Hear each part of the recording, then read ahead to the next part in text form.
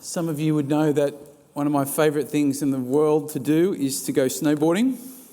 But unfortunately, we've had a few very poor seasons in Australia, not a lot of snow. 2 years ago, it was so bad that they had to put this synthetic grass at the bottom of the runs just so you could get back onto the lift. It was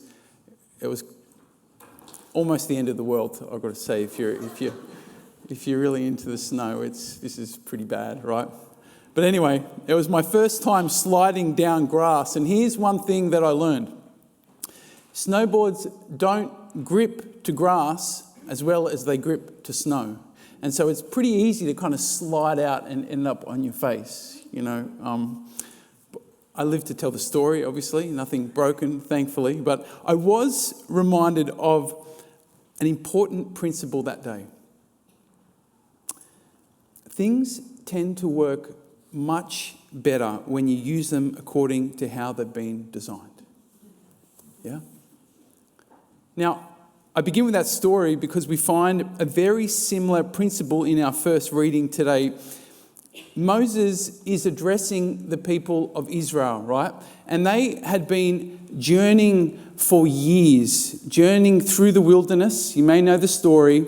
Heading towards the promised land, and finally they're on the edge of the promised land. They can see it, and Moses is desperate to get them over, to sort of help them to cross that line. Yeah? And so we heard him today. He exhorts them. He wants to get them back into the land they're created for. Right? Here's what he says.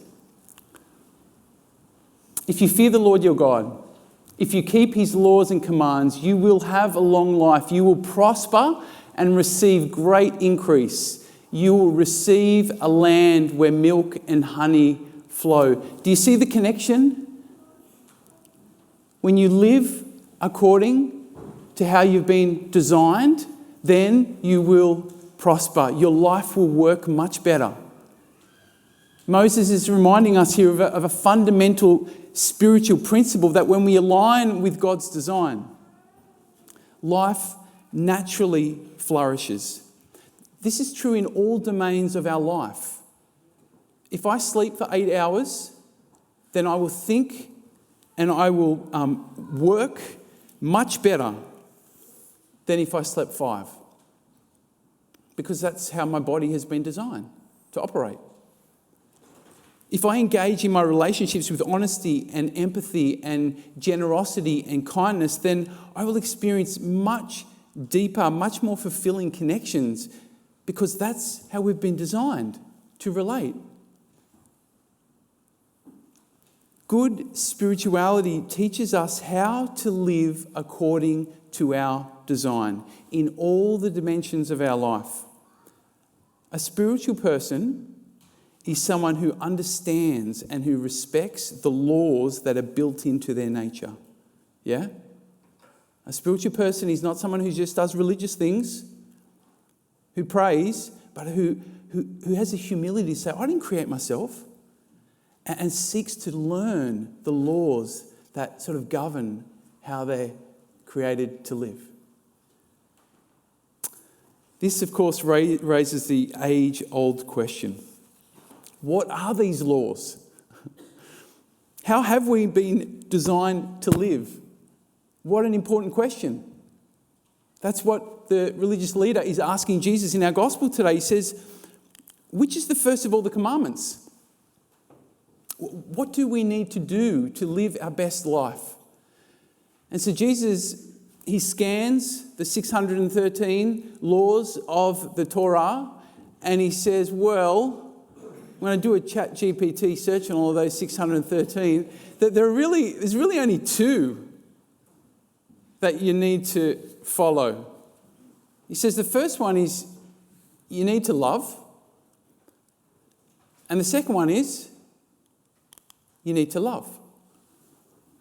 Love the Lord your God with all your heart, mind, soul, and strength, and love your neighbour as yourself. All right, you've heard that before, yeah? Probably many times. I want to ask, what does that mean to you? What does that look like, this great commandment? How do you interpret this teaching of Jesus? I want to suggest today that it is often much more than we think it is. Most of us hear this and we probably think that Jesus is talking about fulfilling our moral and our ethical and our religious responsibilities. And that, to a degree, is true, yeah?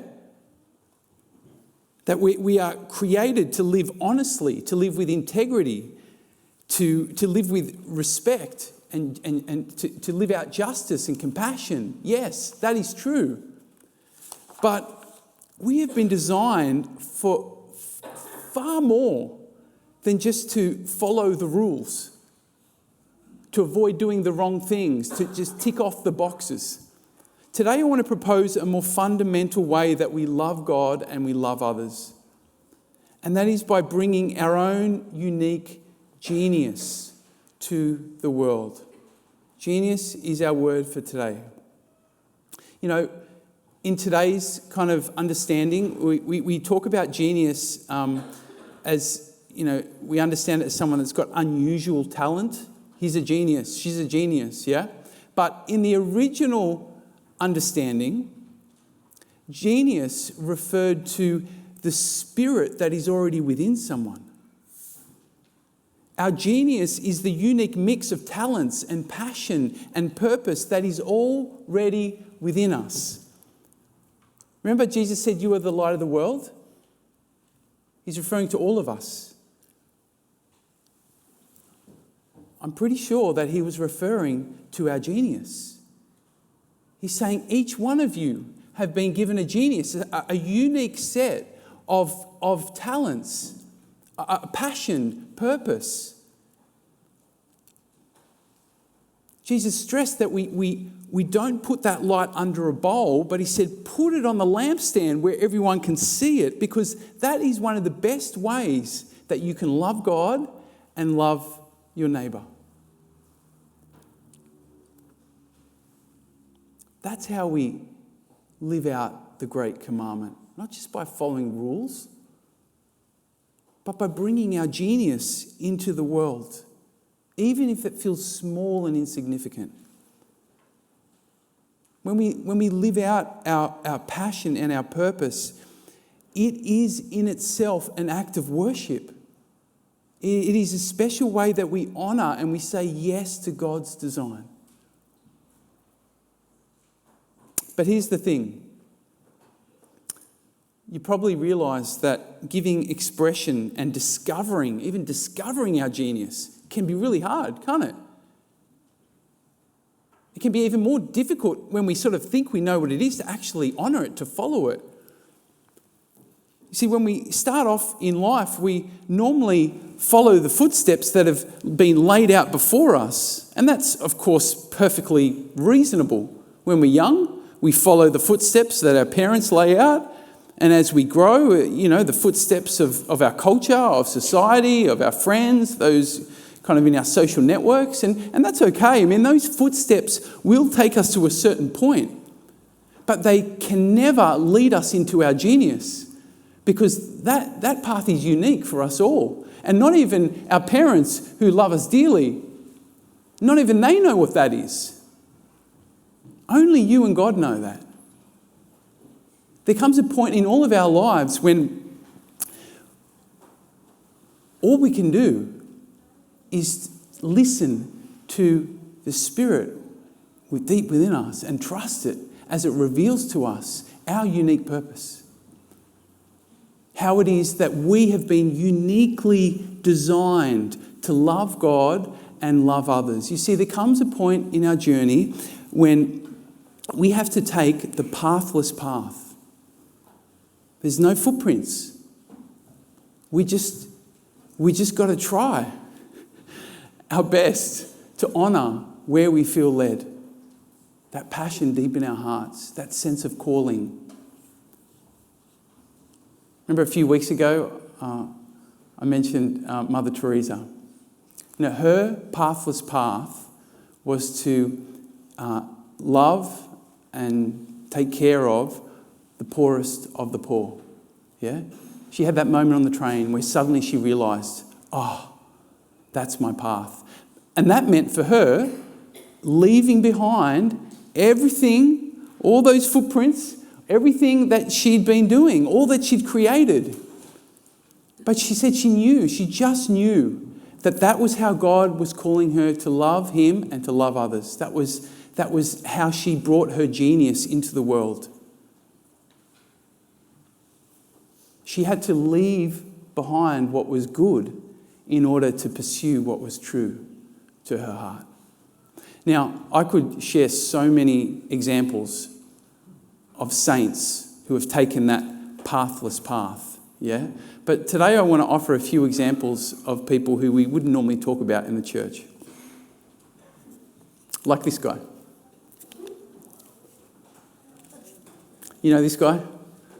Einstein, yes. What you may not know about this guy is that for a fair amount of his career, his methods and his ideas were laughed at because he was unorthodox. Yeah? He was rejected by the scientific community, but he kept trusting in his genius. Yeah, he crossed the line. He moved onto that pathless path, and eventually people realised, oh my God, this guy is a genius, like in the other understanding of the word. And he went on to kind of change the whole way that we understand space and time and energy. He revolutionised how we do physics, and his findings led to so many kind of contributions to our world. He followed his genius, and that was a blessing to the world. What about this guy? Van Gogh, very good. Jeez, we've got some cultured people here. What you may not know about this guy is that apparently in his lifetime he only sold one piece of art. He also was rejected by the artistic world because his ways were a little bit, were very different. But he too kept trusting in this deep sense of calling, this passion, this vision for what he needed to bring into the world. He also crossed the line. He took the pathless path. And over 10 years, he produced over 2,000 works of art. And of course, that art has gone on to bless people all over the world over so many years. Van Gogh now, of course, is one of the most highly regarded artists in history. Now, I'm pretty sure these two gentlemen were not practicing Christians, but to me, because they had the courage to pursue their pathless path, to honour that deep sense of calling within them, to me, they loved God and they loved their neighbour as they brought their gift to the world. So what about you? Maybe you're a nurse or a teacher, an accountant, and a plumber, and you feel like you're doing exactly what you feel called to do. You're in the right spot. Well, great. Maybe you are already living out your genius, or maybe you live out your genius outside of the workplace. Maybe it's by loving and supporting your children or your grandchildren as best you can. Maybe that's, at this point in your life, that is how you're living out your deepest sense of call.